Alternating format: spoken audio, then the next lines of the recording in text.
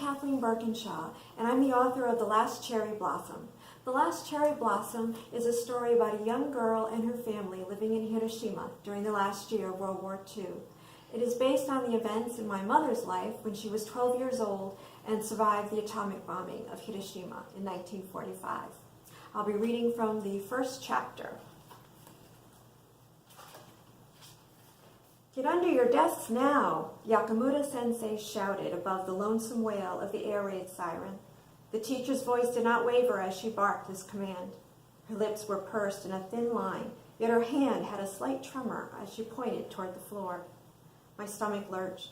I could hear my heart beating in my temples. My legs wobbled as if made of cooked ramen. I was torn between wanting Sensei to review and grade my Koseki project and wanting to run for cover. I froze. "That means you too," Yakamura-sensei nudged my elbow to move me away from her desk and back to my own. The familiar hum of the B-sons, what we call the American B-29s that flew overhead, thundered in my ears. The engines were so loud and the floor vibrated under my feet. I covered my ears and scurried beneath my desk. I pulled my knees up to my chin. I stretched my uniform skirt down over my ankles and wrapped my arms around my knees, clasping my hands together. The air raid sirens blared at least twice a day now. You would think I would have been used to them, but my pulse still raced whenever the eerie sirens sounded, followed by the rumbling of those B-sons. And every time I worried, will we actually get bombed? What if the school collapses? Will this desk actually protect me? Is my papa safe? How will I find him if a bomb hits us?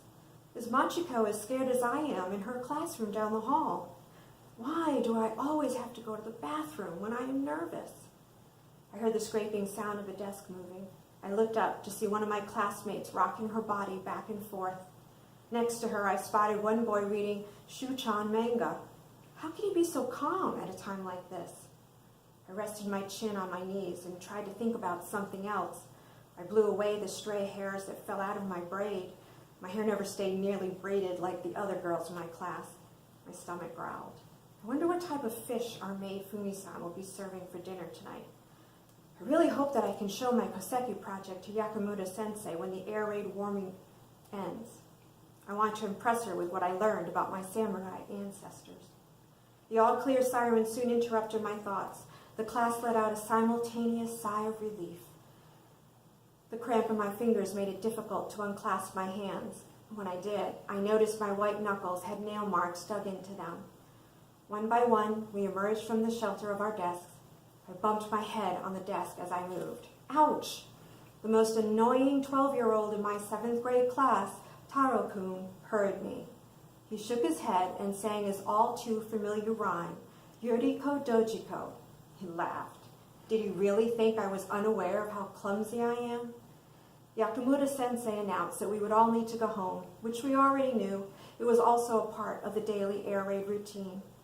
As the rest of my classmates gathered their books and bags, I went straight to my teacher's desk and pleaded, "Sensei, may I please have my grade on the Koseki project?" For a change, I worked really hard on this week's homework assignment. I wanted to hear what she thought of my ancestors from the Sugiwara clan who fought in the famous Battle of Sekigahara in 1600. Papa, Mama, and I were the last branch of the family tree. I had also added that my papa worked his way up to owning his own newspaper in Hiroshima after being raised on a corn farm. If Sensei praised my project while my classmates were still in the room, and if they overheard that, maybe they'd find me interesting enough to be their friend. Sensei pulled out my Koseki project from a folder on her desk. She nodded as she began reading about each ancestor. But then she raised her eyebrows and slowly moved her head from side to side. She bit her lower lip and said slowly, "That is not right." My smile disappeared. This was not the response I had expected.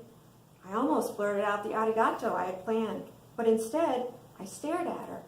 My cheeks were burning, and I knew they were as red as the sun on Japan's flag. My fists tapped against the side of my legs. The room was unbearably silent. The students who had not yet left the classroom had their eyes trained on me. I knew they were listening, and that this was my chance to impress them. so I cleared my throat a few times, hoping it would help push my words out. What do you mean? My voice made a funny squeaking sound on the last word.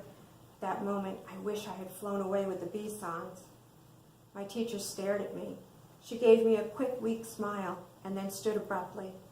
I'm sorry, this is a wonderful project. Please excuse me. I am late for a meeting and must leave right away. She hurried out the door. I was stunned at her response. The rest of my classmates who had witnessed the scene quickly filed out of the room. I went to my desk to gather my things so I could run after Sensei, but as I lifted the books from my desk, my hand fumbled and all the books fell to the floor. Yuriko Dojiko echoed in my head. I picked them up. By the time I left the room, my teacher was nowhere to be found, so all I could do was head home. I hope that you enjoyed that and you'll be interested in reading the rest of The Last Cherry Blossom. Thank you. Sayonara.